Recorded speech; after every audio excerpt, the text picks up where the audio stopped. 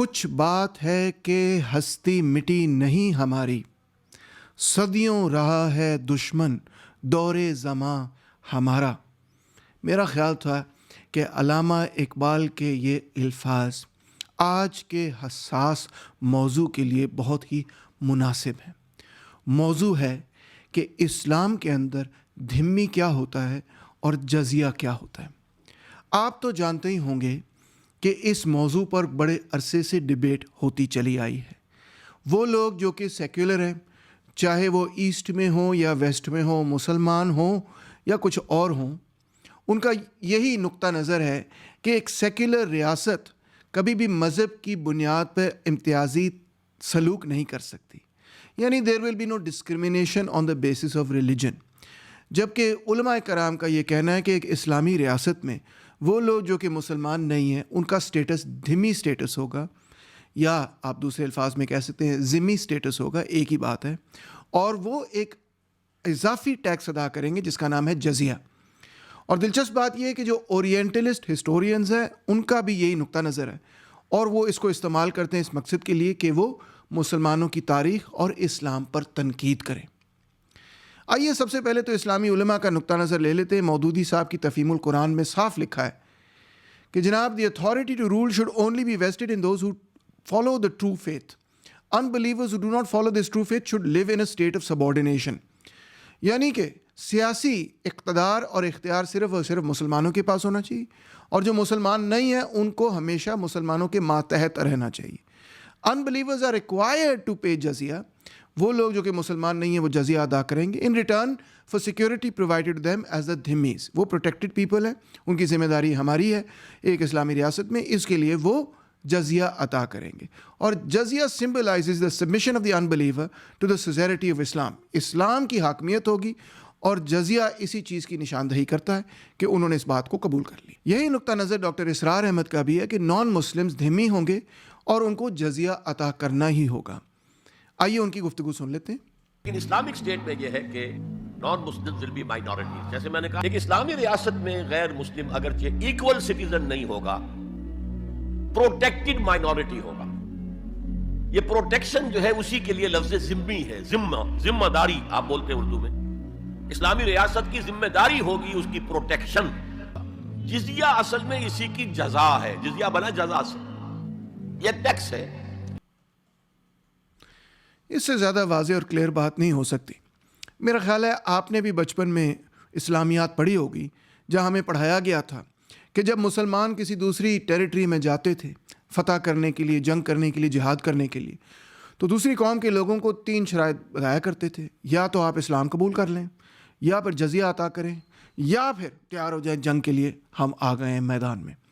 شاید یہی کچھ سن کر طالبان نے 2009 میں یہ سوچا کہ جو نان مسلمز ہیں ان کو جزیہ عطا کرنا پڑے گا، لہٰذا اورکزائی ایجنسی کے اندر جو سکھ ہیں ان سے انہوں نے یہ کہا کہ آپ نے 150 ملین روپیز کا جزیہ ہمیں ادا کرنا ہے۔ جب سکھ کمیونٹی یہ جزیہ ادا نہیں کر سکی تو انہوں نے 11 گھر ساڑ دیے۔ پھر اگلے سال انہوں نے کئی سکھوں کو کڈنیپ کر لیا، اور کڈنیپ کرنے کے بعد یہ کہا کہ جزیہ ادا کریں۔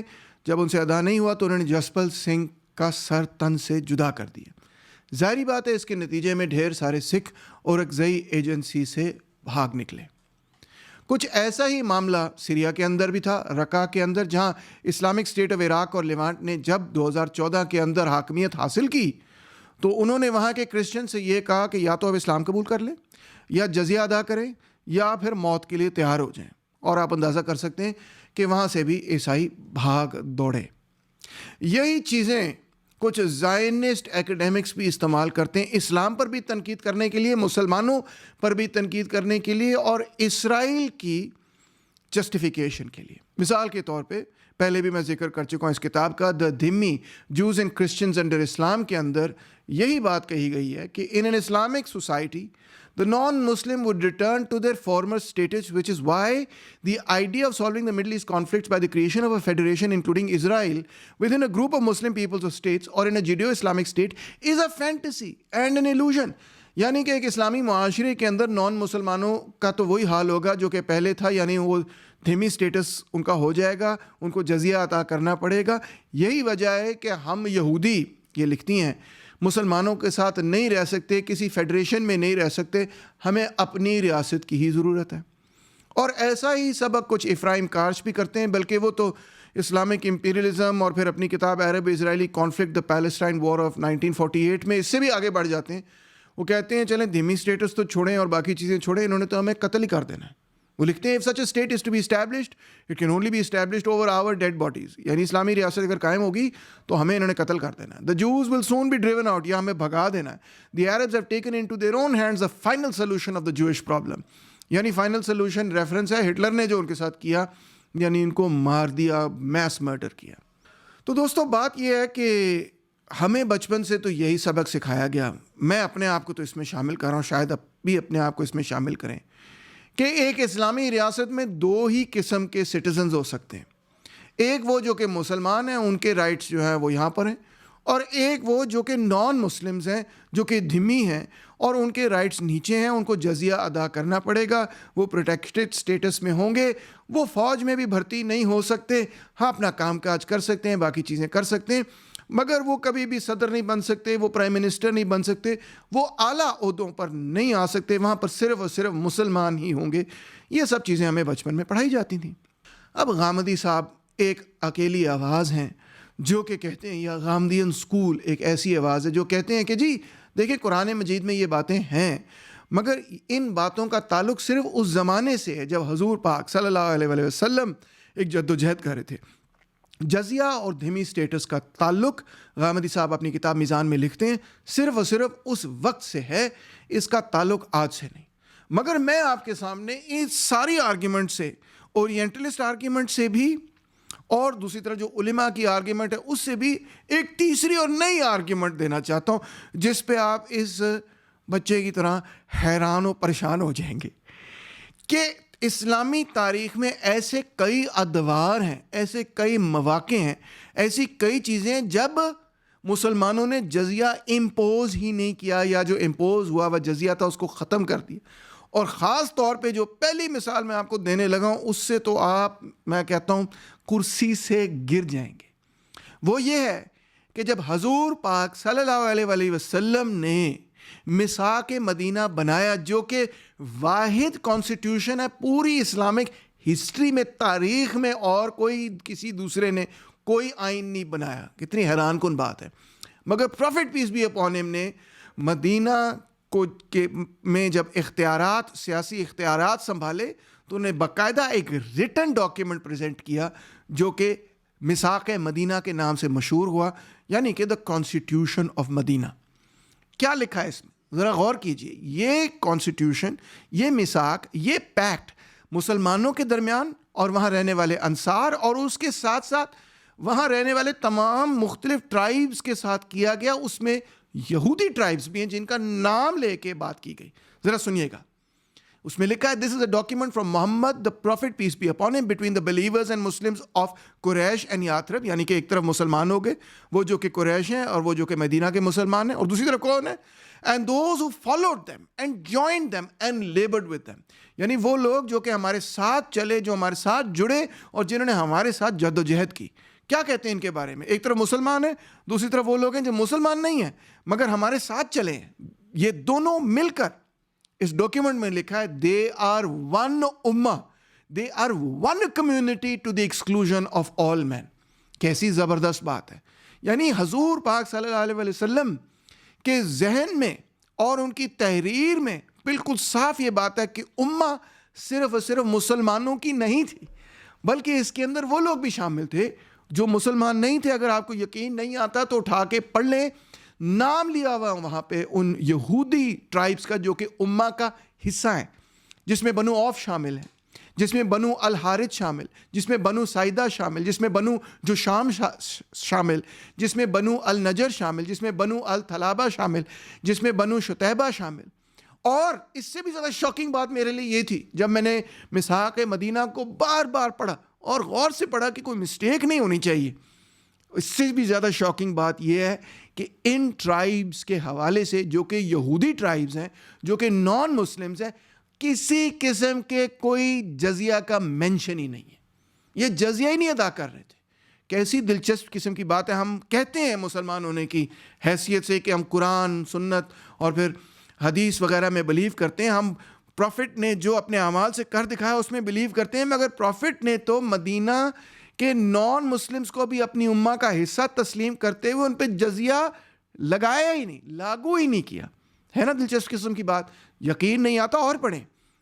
مساق مدینہ میں لکھا ہے the Jews of Banu Auf are one nation with the Muslims. مسلمان اور بنو اوف کے یہودی ہم ایک امت ہیں. مسلمانوں کا اپنا دین ہے، یہودیوں کا اپنا دین ہے، مگر ہم ایک امت ہیں. اور مزید اس میں لکھا ہے if a war befall you، یعنی کہ مسلمان اور یہودی دونوں کو کہا گیا ہے they shall help each other. دونوں نے اکٹھے کھڑے ہونا ہے اور اس کے خلاف جد و جہد کرنی. دلچسپ بات ہے. آگے سنیں. The Jews must bear their expenses and the Muslims their expenses. یہودی اپنے اخراجات برداشت کریں گے، مسلمان اپنے اخراجات برداشت کریں گے، مگر each must help the other against anyone who attacks the people of this document. یعنی ان کی اپنی اکانومی چل رہی ہے، ہماری اپنی اکانومی چل رہی ہے، مگر ہم میں سے کسی پر بھی حملہ ہوا تو ہم نے ایک دوسرے کا دفاع کرنا ہے. یعنی کہ اگر قریش یہودیوں پر حملہ کریں گے تو مسلمان ان کا دفاع کریں گے. Whoever is rebellious or seeks to spread enmity and sedition, the hand of every person will be against him, even if he be the son of one of them. یعنی کہ جو بھی بغاوت کرنے کی کوشش کرے گا، چاہے وہ مسلمان ہو، اس کے اوپر ہمارا ہاتھ ہوگا، سب کا ہاتھ ہوگا. یعنی یہودیوں کا بھی ہاتھ اس شخص پر ہوگا جو کہ بغاوت کرنے کی کوشش کرتا ہے، چاہے وہ یہودی ہو یا مسلمان ہو یا کچھ بھی ہو. جو باغی ہوگا اس کو ہم نہیں بخشیں گے، اس کو ہم قانون کے کٹہرے میں کھڑا کریں گے. آگے سنیں.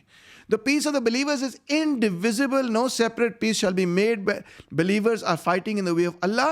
Conditions must be fair and equitable to all. سب کے لیے برابری ہوگی. دیکھیں جی کیسے زبردست الفاظ ہیں، کتنے خوبصورت الفاظ ہیں. اور میں آپ کو ایک اور دلچسپ بات بتاؤں. یہ نہیں کہ یہ معاملہ اس وقت ختم ہو گیا، بلکہ کئی ایسی ٹریڈیشنز ہیں جو ہمارے سامنے ہیں جس میں ہمیں نظر آتا ہے کہ جب بھی کرسچن ہو کوئی یا یہودی ہو یا کسی اور مذہب سے تعلق رکھتا ہو، وہ مسلمانوں کے ساتھ کھڑا ہوا ان کی جد و جہد میں، تو اس پر جزیہ نہیں لاگو کیا گیا. مثال کے طور پہ حضرت عمر فاروق نے جب بیزنٹین فرنٹیئر پر حملہ کیا تو وہاں پر ایک ٹرائب تھی جس کا نام تھا الجراجمہ، اور اس ٹرائب نے ان کو یہ کہا کہ ہم بھی اس کمبخت بیزنٹین ایمپائر سے اتنے ہی تنگ ہیں جتنے آپ تنگ ہیں، اور ہم آپ کے ساتھ لڑیں گے، ہم آپ کے ساتھ جنگ میں لڑیں گے ان کے خلاف، بیزنٹینز کے خلاف. سو البلادوری لکھتے ہیں اپنی کتاب میں دی الجراجمہ who were Christians made a pact with the Muslims. They agreed to fight alongside the Muslims in return for exemption from jizya. ان پر جزیہ نہیں لگایا گیا کیونکہ وہ مسلمانوں کے ساتھ اس جد و جہد میں شریک تھے. اور اگر آپ کو اس پہ بھی یقین نہیں آتا تو سنن ابی داؤد میں یہ صاف حدیث موجود ہے. Quote, whoever fights alongside us has the same rights and duties as us. حیران کن بات نہیں؟ یعنی جو ہمارے ساتھ جد و جہد کرے گا، اس کا جو مرضی مذہب ہو، اس کے بھی وہی حقوق ہوں گے جو ہمارے حقوق ہیں، اس پہ بھی یہ وہی ذمہ داریاں ہوں گی جو ہمارے پر ذمہ داری ہیں.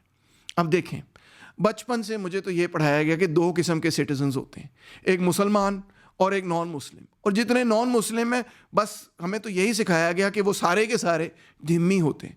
مگر علماء نے کبھی ہمیں یہ بات سکھائی نہیں کہ دھمی کے علاوہ بھی مختلف کیٹیگریز ہیں. جی ہاں، مثال طور پہ مستمین یا معاہد، یہ دو مختلف کیٹیگریز ہیں جو کہ نان مسلمس پر اپلائی ہوتی ہیں. آئے ان کے بارے میں تھوڑا سا سیکھتے ہیں. جب میں نے سیکھا تو میں تو حیران رہ گیا کہ یہ تو ہر بچے کو اور ہر مسلمان کو سکھانی چاہیے بات. مسلمان ریاستیں خاص طور پہ ایک امن، آپ کہہ لیں قسم کا سرٹیفکیٹ ہے امن کا، نان مسلم ٹریولرز کو بھی، تاجروں کو بھی، ڈپلومیٹس کو بھی، جس کو بھی ان کا دل چاہے وہ ان کو ایک سرٹیفکیٹ دے سکتے تھے جس میں وہ یہ کہتے تھے امن سرٹیفکیٹ ایک قسم کا، جس کا مطلب یہ تھا کہ ان کو سیف کانڈکٹ کی گارنٹی دیتی ریاست، ان کو کوئی ہارم نہیں کر سکتا، وہ ریزیڈنس بھی لے سکتے ہیں اور ان کے اوپر کوئی لانگ ٹرم آبلیگیشنز بھی نہیں ہیں. جن کے پاس امن تھا ان کو کہتے ہیں مستمین، اور مستمین جو تھے ان پر جزیہ لاگو نہیں ہوتا تھا. کیا آپ کو اس کے بارے میں پتا تھا؟ سچی سچی بتائیں، مجھے تو نہیں معلوم تھا. کہ اور یہ مگر صرف ٹیمپرری تھا. اس سے بھی آگے سنیں, وہ ہے معاہد, اور معاہد وہ نان مسلم تھا, کرسچن ہو سکتا ہے, یہودی ہو سکتا ہے, کچھ بھی ہو سکتا ہے, جس کے ساتھ ایک ٹریٹی آف پیس ریاست نے بنا لی ہے اور پروٹیکشن آف مسلم اسٹیٹ اس کمیونٹی کو حاصل ہے.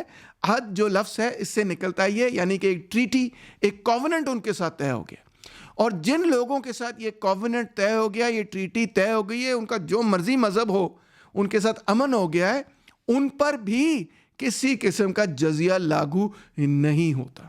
یقین نہیں آتا تو آئیں حدیث کے ریفرنسز سن لیں.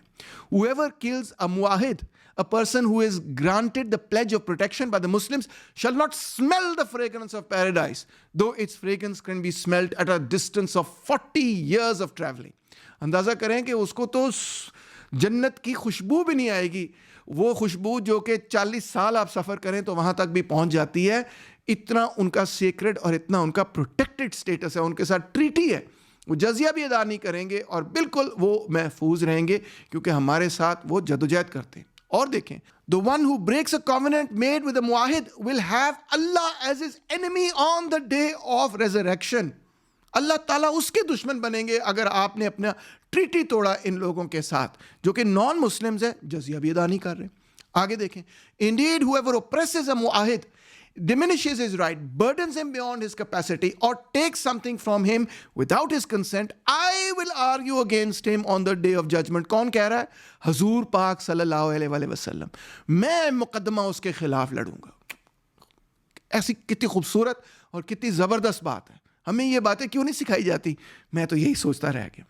انفیکٹ آپ کو دلچسپ بات بتاؤں کہ جب مسلمانوں نے فلسطین, سیریا, ایجپٹ کی طرف وہ گئے, یعنی کہ جب وہ بیزنٹین ایمپائر اور دوسری طرف سسنید ایمپائر کے خلاف لڑ رہے تھے, تو کیا آپ جانتے ہیں کہ یہودیوں نے فلسطین میں بھی, سیریا میں بھی, مصر میں بھی مسلمانوں کو لاجسٹیکل سپورٹ بھی دیا, ان کو انٹیلیجنس بھی دی, ان کو مین پاور بھی دی کہ ہم آپ کے ساتھ ہیں بیزنٹین ایمپائر کے خلاف, ہم بھی آپ کے ساتھ لڑیں گے اس کمبخت ایمپائر کے خلاف. اور کیا آپ جانتے ہیں کہ جیروسلم کی جب کانکویسٹ ہوئی 637 میں, تو جوئش ریزیڈنٹ سب سے اسٹرانگ سپورٹر تھے مسلمانوں کے. انہوں نے سپورٹ کیا مسلمانوں کو اور مسلمانوں نے ان سے کہا کہ آپ کو اجازت ہے, اب آپ جیروسلم واپس جا سکتے ہیں, کیونکہ بیزنٹین ایمپائر نے تو ان کو بوٹ تلے روندا ہوا تھا, ان کو اندر ہی نہیں جانے دیتے تھے. اور اسی طرح سیزیریا اور ٹائبیریس کی جو فتح ہوئی اس میں بھی جوئش کمیونٹیز نے کلیدی کردار ادا کیا. انہوں نے نالج, جو لوکل فورٹیفیکیشنز, جو قلعے وغیرہ تھے, ان کی ساری نالج مسلمانوں کے ساتھ شیئر کی کہ ان کو آئیں مل کر مارتے. ان فیکٹ یہ جو الائنس تھا یہودیوں کا اور مسلمانوں کا, یہ اتنا تگڑا الائنس تھا کہ اس طرف جو کرسچن بیٹھے تھے وہ اکثر یہ کہتے پھرتے تھے کہ اسلام ایک قسم کی یہودی سازش ہے. آئی نو یہ مائنڈ بوگلنگ قسم کی بات ہے, مائنڈ بوگلنگ بات ہے. جان آف ڈیماسکس کی رائٹنگز میں وہ کہتے ہیں کہ اسلام از اے ہیریسی آف دی اشماعیلائٹس, یعنی اشماعیلی جو لوگ ہیں, یعنی کہ جو جوز ہیں, یہ ان کی ہیریسی ہے. سوچیں آپ. اسی طرح اور بھی بہت سارے چرچ فادرز تھے جو اسی قسم کی باتیں کرتے تھے, بشمول مارٹن لوتھر کے. یہ سارے ریفرنسز آپ کے سامنے ہیں, آپ ان کو پڑھ سکتے ہیں. مارٹن لوتھر جو جرمن, آپ جانتے ہوں گے, جرمنی کے اندر جب ریفارمیشن ہوئی اس کے لیڈر تھے, وہ بھی یہی کہتے تھے. یعنی کہ ایک بڑا لمبا ٹریڈیشن ہے کرسچینٹی میں اس بات کا کہ جی یہ یہودی اور یہ مسلمان, یہ دونوں ایک دوسرے کے ساتھ ملے ہوئے ہمارے خلاف. اور آگے سنیے, مسلمان رولرز نے بھی کئی دفعہ ایگزمپشنز بھی کی اور جزیہ کو ابالش بھی کیا. مثال طور پہ خلیفہ عمر ابن عبد العزیز, جن کی بہت عزت کی جاتی ہے پورے اسلامی دنیا میں, آپ جانتے ہی ہوں گے کہ انہوں نے جزیہ کو ریڈیوس بھی کیا, انہوں نے کئی گروپس کو جزیہ سے ایگزمپٹ بھی کیا, اور جو جزیہ لاگو ہو رہا تھا ان لوگوں پہ جو پہلے نان مسلمس تھے اور اب مسلمان ہو گئے, انہوں نے کہا کہ اب یہ مسلمان ہو گئے, ان سے ہم جزیہ نہیں لے سکتے. حالانکہ یہ بہت بڑی آمدنی ان کو آ رہی تھی, مگر انہوں نے کہا نہیں, یہ جائز ہی نہیں ہے, میں نہیں ان سے جزیہ لوں گا, یہ اب مسلمان ہو گئے. اسی طرح عباسد دور کے اندر بھی کئی دفعہ انہوں نے جزیہ کو سسپینڈ بھی کیا, کئی دفعہ انہوں نے ریڈیوس بھی کیا. جہاں جہاں پہ ان کو نان مسلم کمیونٹیز کی پولیٹیکل مدد کی ضرورت تھی تو وہ ان کے پاس یہ فلیکسیبلٹی تھی, وہ یہ کر سکتے تھے اور انہوں نے یہ کیا. اسی طرح اکبر دا گریٹ, جو مغل بادشاہ جنہوں نے انڈیا پر حکمرانی کی, انہوں نے 1564 کے اندر جزیہ کو مکمل طور پہ ابالش کر دیا, ختم کر دیا. اسی لیے علماء کرام اکبر کو پسند نہیں کرتے تھے اور اورنگزیب کے وہ پیچھے پڑے. انہوں نے کہا جزیہ کو واپس لے کے آئیں, اور اورنگزیب صاحب نے 1679 میں جزیہ کو ری انٹروڈیوس کیا. یعنی 1564 سے لے کے 1679 تک اس پورے پیریڈ کے اندر جو مغل امپائر یہاں تھا اور جتنے مختلف شہنشاہ آئے, اکبر, جہانگیر وغیرہ وغیرہ, تو اس پورے پیریڈ کے اندر جزیہ لاگو ہی نہیں تھا. اسی طرح آٹومن امپائر نے یعنی عثمانی خلافت نے 1856 میں ہی جزیہ کو ابولش کر دیا تھا جب تنظیمات ریفارمز ہو رہے تھے. اور اسپین کے اندر جو اسلامی حکومت تھی انہوں نے بھی مختلف ادوار کے اندر جزیہ کو ابولش کیا. اور آج کے حالات تو آپ جانتے ہی ہوں گے کہ تمام کے تمام جتنی بھی مسلم سٹیٹس ہیں پوری دنیا کے اندر, انہوں نے دھمی سٹیٹس اور جزیہ کو ٹوٹلی ابینڈن کر دیا, ٹوٹلی ابولش کر دیا. یعنی کہ انہوں نے اپنے ٹیکسیشن سسٹم کو سیکولرائز کر دیا. انہوں نے کہا ہے کہ ہم کسی قسم کی ڈسکریمنیشن نہیں کریں گے ٹیکسز کے معاملے میں مسلمز اور نان مسلمز کے درمیان. اسی معاملے پر علماء آج کے مسلمان ریاستوں کی مخالفت کرتے ہیں اور باقاعدہ کیمپین کرتے ہیں کہ جو نان مسلمز ہیں ان کی سٹیٹس کو دھیمی سٹیٹس قرار دیا جائے اور ان پر جزیہ لاگو کیا جائے. مگر تاریخ تو ہمیں بالکل مختلف بات سکھا رہی ہے. تاریخ تو ہمیں یہ بات سکھا رہی ہے کہ مسلمانوں نے کچھ ٹرائبز, کچھ قبیلوں کے ساتھ جزیہ اگری کیا, کچھ کے ساتھ اگری نہیں کیا. کچھ ایگزیمپٹ تھے, ان کو ایگزیمپشن دے دی, ان کے اوپر جزیہ لاگو نہیں ہوا. کہیں پہ انہوں نے جزیہ بڑھا دیا, کہیں پہ انہوں نے جزیہ گرا دیا, اور کہیں کہیں انہوں نے مکمل طور پہ پوری ریاست کے اندر جزیہ ختم ہی کر دیا. یہ سب چیزیں انہوں نے کیوں کی؟ جیسے جیسے وقت کی ضرورت پڑی, فائنینشیل نیڈز جو تھیں یا پولیٹیکل امپیریٹیوز جو تھے, اسی کے حساب سے وہ یہ تبدیلیاں کرتے رہے. مگر ایک منٹ ڈاکٹر تیمور, آپ یہ کہیں گے کیا یہ بات درست نہیں کہ قرآن کے اندر بھی جزیہ کا ذکر ہے؟ بالکل ہے. آئیے پڑھتے ہیں. بسم اللہ الرحمن الرحیم. کوٹ: Fight those who believe not in Allah nor the last day, nor hold that forbidden which hath been forbidden by Allah and his messenger, nor acknowledge the religion of truth, even if they are of the people of the book, until they pay the jizya with willing submission and feel themselves subdued. اس کا مطلب ہے, کچھ لوگ کہتے ہیں کہ قرآن مجید نے صاف صاف ہمیں یہ ہدایت دی ہے کہ وہ لوگ جو مسلمان نہیں ہیں ان کو دھیمی سٹیٹس دینا ہے اور ان پر جزیہ لاگو کرنا ہے اور ان کو اپنے ماتحت رکھنا ہے. یہی سبق ہمیں علماء سکھاتے ہیں. اب دلچسپ بات یہ ہے کہ جو عربی کے ایکسپرٹس ہیں وہ اس لفظ جزیہ کو دو مختلف طریقوں سے اس کا ترجمہ کرتے ہیں. کچھ لوگ یہی کہتے ہیں کہ جزیہ ایک ٹیکس ہے, مگر پکتھال وغیرہ جیسے لوگ یہ کہتے ہیں کہ جزیہ کا صحیح ترجمہ ہے ٹریبیوٹ. اور انفیکٹ چلیں آپ کو اس پہ تو بھروسہ نہیں, ابن رشد بھی یہ کہتے ہیں. سنیے کہ انہوں نے کیا لکھا. جزیہ is in fact a broader concept than just a head tax. یعنی یہ صرف پول ٹیکس نہیں ہے. It also includes monies exacted in times of war. یہ ایک ٹریبیوٹ بھی ہے, ایز ویل ایز لیویز, عشر اور نان مسلم مرچنٹس ہو آر ٹریڈنگ ان دا دار الحرب. بڑی کلیئر ہوئی بات یہاں پہ کہ ابن رشد نے بھی ٹریبیوٹ کا لفظ استعمال کیا. اب آپ یہ سوچ رہے ہوں گے ٹریبیوٹ ہو یا ٹیکس ہو, دونوں میں کیا فرق ہے؟ ایک ہی تو بات ہے. ٹریبیوٹ اور ٹیکس میں ایک فرق ہے, اور بہت ہی اہم فرق ہے, اور اس فرق کو سمجھنا بہت ہی ضروری ہے کیونکہ بہت ساری کنفیوژن جزیہ کے موضوع کے اوپر اسی وجہ سے ہوئی ہے کیونکہ اکثر مسلمان اس بات کو نہیں سمجھتے کہ ٹریبیوٹ اور ٹیکس میں کیا فرق ہے. ٹریبیوٹ ایک ایسی پیمنٹ ہوتی ہے جو ایک قبیلہ دوسرے قبیلے کو دیتا ہے, اور جب وہ دوسرے قبیلے کو دیتا ہے it is taken as a sign of submission. یعنی کہ وہ یہ بات قبول کر لیتا ہے کہ جس کو میں نے جزیہ ادا کیا اس کے میں ماتحت ہوں. ایلیجینس یعنی کہ وہ جیسے کہے گا میں ویسے کروں گا. اور to secure protection against a common enemy, یعنی کہ ہمارا جو کامن انیمی اس کے خلاف ہم نے لڑنا ہے تو ہم لڑ نہیں سکتے. یہ لیں آپ جزیہ لیں, آپ لڑ سکتے ہیں, آپ فوجی تیار کریں, ہم اس کو فائنینس کریں گے اور ہم اکٹھے اس کے خلاف لڑیں گے. میں آپ کو دلچسپ بات بتاؤں کہ دا ورڈ ٹریبیوٹ, جو لفظ ہے tribute, originates from the Latin word tribus, اور جو لیٹن ورڈ ہے ٹریبیوس اس کا مطلب ہے ٹرائب. یعنی ٹریبیوٹ کا لفظ جو ہے وہ ٹرائب کے لفظ کے ساتھ جڑا ہوا ہے. کیوں جڑا ہوا ہے؟ کیونکہ ٹریبیوٹ وہ نظام تھا جو کہ قبائلی نظام یا قبائلی دور میں نظام نافذ تھا، جو جب کہ ایک قبیلہ دوسرے قبیلے کو رقم ادا کرتا تھا تو اس کو انگریزی زبان میں ٹریبیوٹ کہتے ہیں اور اس کو عربی زبان میں اس زمانے میں جزیہ کہا جاتا تھا۔ ٹیکس اس کے مقابلے میں بالکل ایک مختلف چیز ہے۔ A tax is a compulsory financial charge imposed by a state on its subjects.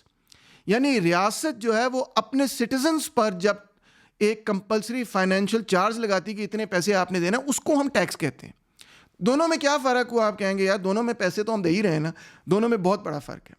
یعنی ٹریبیوٹ وہ چیز ہے جو کہ ٹرائبز کے درمیان فائنینشیل ریلیشنز کو ریگولیٹ یا گورن کرتی ہے۔ ٹریبیوٹ ٹرائبز کے درمیان کیا جاتا ہے۔ ٹریبیوٹ کا مطلب ہی اور لفظ ہی ٹرائب کے لفظ کے ساتھ جڑا ہوا ہے، اس کی روٹس ایک ہی ہیں۔ اور ٹیکس کس کے درمیان ہوتا ہے؟ ریاست اور ریاست کے شہریوں کے درمیان۔ ایک ہے دو مختلف قبیلوں کے درمیان ٹریبیوٹ، جس کو اوریجنلی جزیہ کہا جاتا تھا، اور ایک ہے ریاست اور اس کے شہریوں کے درمیان۔ دونوں چیزوں میں بہت بڑا فرق ہے، اس فرق کو سمجھنے کی ضرورت ہے۔ کیونکہ عربوں کے پاس اسلام سے پہلے کسی قسم کی کوئی بڑی ریاست نہیں تھی۔ نیبتین اسٹیٹ کو اگر ہم چھوڑ دیں، یا یمن میں ایک ریاست تھی اس کو ہم چھوڑ دیں، مگر آل اوور عربیہ ان کے پاس کوئی ایسی بڑی ریاست نہیں تھی جس میں تمام عرب لوگ جو ہیں وہ اکٹھے تھے۔ اسی وجہ سے ان کی نجد کے اندر اور جو نومیڈز تھے، جو عرب بیڈوئنس تھے، یمن کو چھوڑ دیں اور نیبٹینز کو چھوڑ دیں، اور یہ جو ریجنل چھوٹی چھوٹی اسٹیٹس تھیں ان کو اگر ہم چھوڑ دیں، تو اوور آل جو بدو عربز تھے ان کے اوپر کوئی ٹیکسز ہوا ہی نہیں کرتے تھے۔ ٹیکسیشن کا سسٹم کوئی تھا ہی نہیں اسلام سے پہلے جو کہ پورے عربیہ پر نافذ کیا گیا تھا۔ اور اس کا مطلب ہے کہ ان کے آپسی کے جو تعلقات تھے وہ ٹریبیوٹ سے ہی کیے جاتے تھے پورے۔ وہ ٹرائبز ہی تھیں، اور ٹرائبز کے جو اپنے کسٹمز تھے اس کسٹمز کے حساب سے وہ کیا جاتے تھے۔ یعنی ایک ٹرائب جو دوسری ٹرائب کو پیسے ادا کرتی تھی اس کو ٹریبیوٹ کہتے ہیں، اور اسی چیز کو اس زمانے میں عربی زبان میں جزیہ کہا جاتا تھا۔ اور یہی وجہ ہے کہ کیونکہ وہ کوئی ریگولر ٹیکس نہیں تھا، ہو سکتا ہے کہ ٹریبیوٹ ریگولر انداز سے پے کیا جائے مگر وہ ریاست کو نہیں کسی اور قبیلے کو پے کیا جا رہا ہے، تو اسی وجہ سے اس کے اوپر کوئی فکسڈ اماؤنٹ نہیں تھا، اس پہ کوئی فکس پرسنٹیج نہیں تھی۔ وہ ایک سال زیادہ بھی ہو سکتا تھا، دوسرے سال کم بھی ہو سکتا تھا، وہ رینیگوسیٹ بھی ہو سکتا تھا، وہ کبھی ختم ہو جاتا تھا، کبھی ریوائیو ہو جاتا وغیرہ وغیرہ۔ اور کس طرح سے یہ رینیگوسیٹ ہوتا تھا، یہ سب کچھ ڈیپینڈ کرتا تھا کہ جو قبیلے ہیں ان کے درمیان تعلقات کیسے ہیں، اچھے ہیں، برے ہیں، خراب ہیں، کیا ہیں کیا نہیں، اس کے حساب سے جزیہ اوپر نیچے ہوتا رہتا تھا، اور تقریباً ہر وقت رینیگوسیٹ اور رینیگوسیٹ ہوا کرتا تھا۔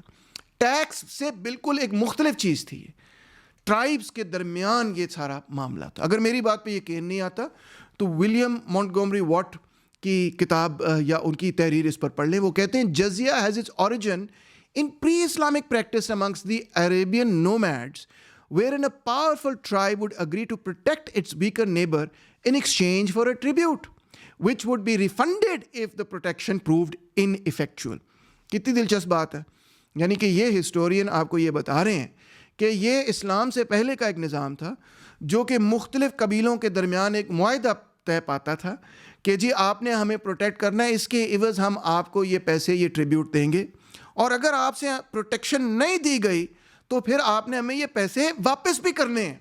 ہے نا دلچسپ قسم کی بات، یہ ٹیکس نہیں ہے۔ ٹیکس سے کتنی مختلف چیز ہے، ٹیکس کبھی آپ نے سنا کہ واپس ہو جائے، اور اس کی کچھ ایویڈنس ہمیں اسلامک ہسٹری میں بھی ملتی ہے۔ مثال طور پہ یہ ایک لیٹر ہے جو ہسٹورینز کہتے ہیں خالد بن ولید نے لکھا۔ اس لیٹر میں لکھا دس از اے لیٹر آف خالد ابن الولید to Saluba ibn Nashtuna and his people. I agree with you on al-jaziyah، یعنی کہ میں جزیہ سے آپ سے اتفاق کرتا ہوں، and protection، میں آپ کو پروٹیکٹ کروں گا۔ As long as we protect you, we have the right in al-jaziyah, otherwise we have none۔ جب تک ہم آپ کا دفاع کریں گے ہمارا حق بنتا ہے کہ آپ ہمیں جزیہ دیں، اگر ہم آپ کا دفاع نہیں کر سکتے تو ہمارا کوئی حق نہیں بنتا کہ ہم آپ سے جزیہ لیں۔ اس سے کیا بات ثابت ہوئی؟ اس سے وہی بات ثابت ہوئی کہ جو مونٹگومری واٹ کی بات ہے وہ بالکل کریکٹ ہے، کہ یہ بیسکلی ایک فنڈ تھا جو ایک ٹرائب دوسری ٹرائب کو دیتی تھی ایک مقصد کے لیے، پروٹیکشن کے لیے، اور اگر پروٹیکشن ان کو نہ ملے تو وہ ریفنڈ بھی ہو سکتا تھا، یا وہ ٹرائب کہہ سکتی تھی کہ ہم آپ کو جزیہ کیوں ادا کریں، آپ نے تو اپنا کام پورا نہیں کیا۔ اب دیکھیں کیا ہوا، ٹرانسفارمیشن کیا ہوئی۔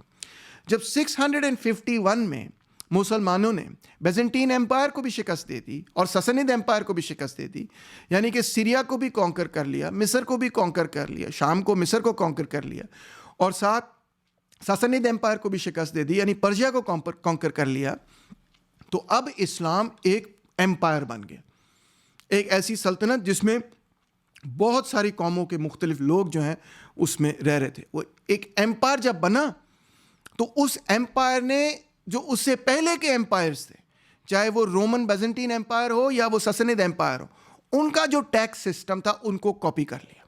جی ہاں، یعنی رومن پول ٹیکس میں آپ کو پہلے لیکچر میں بتا چکا ہوں، بیزنٹین ایمپائر نے لاگو کیا ہوا تھا تو سیرینز نے اس کو اڈاپٹ کر لیا، اور سسنید گزٹ جو کہ ایک اور پول ٹیکس تھا وہ بھی وہاں پہ موجود تھا، وہ بھی انہوں نے اڈاپٹ کر لیا، مگر اب انہوں نے اس کو نام کیا دیا؟ جزیہ۔ وہ نام جو وہ ٹرائبل ٹریبیوٹ کے لیے استعمال کرتے تھے، ٹرائبز کے درمیان، قبیلوں کے درمیان ٹریبیوٹ کے لیے استعمال کرتے تھے، اس نام کو انہوں نے اب اس مقصد کے لیے استعمال کرنا شروع کر دیا کہ پوری کی پوری ریاست میں جتنے سٹیزنز ہیں ان پر ایک ہیڈ ٹیکس یا پول ٹیکس لاگو کیا جائے گا ان لوگوں پہ جو مسلمان نہیں ہیں۔ اس کو ہم کہتے ہیں کہ جو اکنامک کانٹینٹ تھا جزیہ کا وہ تبدیل ہو گیا تھا، جبکہ نام وہی رہا۔ دلچسپ بات ہے نا کہ اکنامک کانٹینٹ اب تبدیل ہو گیا، اب وہ ٹریبیوٹ نہیں رہا، اب وہ ٹیکس بن گیا، اب وہ قبیلوں کے درمیان نہیں ہے، اب وہ ریاست اور سٹیزن کے درمیان ہے۔ پہلے جزیہ قبیلوں کے درمیان ہے، اب جزیہ، نیا والا جزیہ 651 کے بعد والا جزیہ قبیلوں کے درمیان نہیں ہے، ریاست اور سٹیزنز کے درمیان ہے۔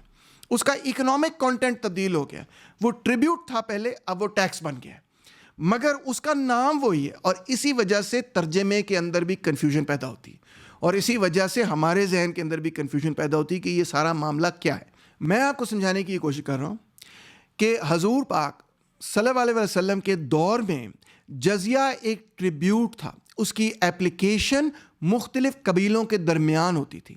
کچھ قبیلے جزیہ ادا کیا کرتے تھے، جس میں خیبر کے یہودی شامل ہیں، نجران کے کرسچن شامل ہیں، اور بحرین کے زوراسٹرنز بھی شامل ہیں۔ یہ باتیں ہم حدیث میں بھی پڑھ سکتے ہیں۔ اور کچھ کو ایگزمپٹ کیا ہوا تھا، کچھ قبیلے ایسے تھے جن پر جزیہ لاگو نہیں کیا گیا۔ میثاق مدینہ کی میں نے آپ کو مثال دی، اور میں نے آپ کو یہ بھی مثال دی کہ وہ یہودی یا وہ عیسائی قبیلے جو کہ مسلمانوں کے ساتھ بیزنٹین ایمپائر یا ساسانید ایمپائر کے خلاف انہوں نے سٹرگل کی، جدوجہد کی، وہ لڑے، ان پر جزیہ نہیں لاگو کیا گیا۔ یہی ہمیں بات تاریخ سکھاتی ہے، یہ تاریخ کا حصہ ہے۔ آئیے اب بات کرتے ہیں کہ اس ساری تاریخ سے ہمیں کیا نتیجہ اخذ کرنا چاہیے آج کے پاکستان کے لیے۔ سب سے پہلی بات تو یہ ہے کہ وہ فسکل سسٹم، وہ ٹیکسیشن کا نظام جو کہ امیہ ڈائنسٹی میں تھا یا عباسد ایمپائر میں تھا، وہ ہمارے لیے کوئی مقدس نہیں ہے۔ It is not an article of faith with us. یہ ہمارے لیے کوئی ایسی چیز نہیں ہے کہ جو ہمارے ایمان کا حصہ ہو کہ اگر ہم یہ لاگو نہیں کریں گے تو پھر ہم بڑے برے لوگ ہوں گے یا بڑے برے مسلمان ہوں گے۔ دوسری بات، پاکستان کے اندر جو وہ لوگ ہیں جو مسلمان نہیں ہیں، جو نان مسلمز ہیں، وہ دھمی نہیں ہو سکتے کیونکہ وہ ہمارے ساتھ کے لوگ ہیں، وہ son and daughters of the soil ہیں۔ ان فیکٹ وہ معاہد ہیں۔ ہمارے خواب، ہمارے ہوپس اینڈ ڈریمز، ہماری پینز اینڈ سوروز، بلڈ اینڈ ٹیئرز، ہماری ہسٹری، ہماری ڈیسٹنی، یہ سب چیزیں ان کے ساتھ مشترک ہیں، جڑی ہوئی ہیں، وہ ہم سے علیحدہ نہیں۔ چھوٹی سی مثال لے لیجیے، یہ ہے جناب ونگ کمانڈر سیسل چودھری۔ 1965 وار میں بھی یہ لڑے، 1971 وار میں بھی یہ لڑے، اور ان کو ستارہ جرت بھی ملا ہوا۔ یہ کون ہے؟ یہ ایک کرسچن ہے، یہ مسلمان نہیں ہے، مگر انہوں نے پاکستان کے دفاع میں 2 جنگیں لڑی ہیں۔ اسی طرح یہ ہیں میجر جنرل جولین پیٹر، جن کو ستارہ جرت ملا، اور یہ میجر جنرل ہیں، چھوٹے موٹے رینک کے بندے نہیں تھے، میجر جنرل۔ اب آپ مجھے یہ بتائیں کہ ایک بندہ جو گھر بیٹھا ہے، انٹرنیٹ کا راجا بنا ہوا ہے، رات دن صرف نیٹ فلکس کھاتا ہے اور پاپ کارن کھا رہا ہوتا، اب آپ ہی مجھے بتائیں کہ اگر کوئی بندہ صرف اور صرف انٹرنیٹ کا راجا بنا ہوا ہو، ساتھ ساتھ دن رات صرف فلمیں دیکھتا ہو، پاپ کارن کھاتا ہو، کوئی کام نہ کرتا ہو، شاید اس نے ڈیول سٹیزن شپ لی ہو، شاید اس نے زندگی میں ہاتھ اٹھایا کہ کوئی کام ہی نہ کیا ہو، وہ مجھے یہ کہے کہ جی میجر جنرل جولین پیٹر اور سیسل چودھری صاحب دھمی ہوں گے اور جزیہ ادا کریں گے، جن لوگوں نے اپنا خون پسینہ اس ملک کے لیے بہایا ہو، جن لوگوں نے میدان جنگ میں جا کے اس ملک کا دفاع کیا ہو، وہ دھمی ہوں گے اور وہ جزیہ ادا کریں گے، اور میں جو کہ دن رات صرف ٹی وی کے سامنے لٹکا ہوتا ہوں، لیٹا ہوتا ہوں، اس کو پیسے آنے چاہیے جزیہ کے، کیونکہ میں ایک مسلمان گھرانے میں پیدا ہو گیا ہوں۔ کیا یہ بات آپ کو منصفانہ محسوس ہوتی ہے؟ مجھے تو نہیں محسوس ہوتی۔ جو لوگ اس دھرتی کے اپنے لوگ ہیں، جن کا خون پسینہ ہمارے ساتھ اس دھرتی میں اترا ہے، وہ ہمارے ہی لوگ ہیں، اور ان کی ذمہ داریاں اور اختیارات وہی ہونے چاہیے جو ہمارے ہیں، اور ان کے درمیان اور ہمارے درمیان کسی قسم کا کوئی امتیازی سلوک نہیں ہونا چاہیے۔ اگر امہ کا لفظ استعمال کرنا ہے تو وہ بھی ہمارے اس قوم کا، امت کا حصہ ہیں، بالکل اسی طرح جس طرح وہ لوگ امت کا حصہ تھے جنہوں نے حضور پاک صلی اللہ علیہ وسلم کو سپورٹ کیا، اگرچہ وہ دوسرے مذاہب سے تعلق رکھتے تھے۔ اس بات کو اگر آپ سمجھ چکے ہیں تو پھر یہ بات بھی چھوڑ دیجئے کہ جو پاکستان کے اندر رہنے والے نان مسلم لوگ ہیں، کرسچن ہوں، سکھ ہوں، ہندو ہوں یا کسی اور مذہب سے تعلق رکھتے ہوں، وہ دھمی ہونے چاہیے یا ان کو جزیہ ادا کرنا چاہیے۔ Thank you so much. Video share ضرور کیجئے گا اور اپنی رائے کا اظہار اپنے سوالات کے ذریعے ضرور کیجئے گا، مجھے اپنے سوال بھیجیے گا۔ ہمیشہ کی طرح میں آپ سے بھی سیکھنا چاہتا ہوں اور ہمیشہ اپنی ساری زندگی ایک طالب علم رہنا چاہتا ہوں۔ علم کی مجھے طلب ہے، آپ ہی شاید اس طلب کو پورا کر سکتے ہیں۔ بہت شکریہ۔